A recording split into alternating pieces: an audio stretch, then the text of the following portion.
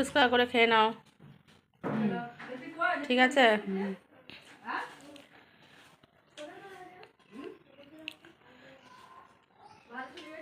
পড়া কেমন হচ্ছে? ভালোই। কালকে পড়া পেরেছিলে তো? হ্যাঁ।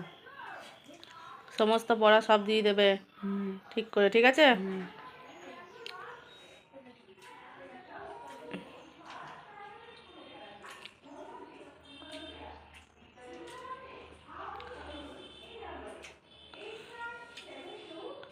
মাছটা তুললো।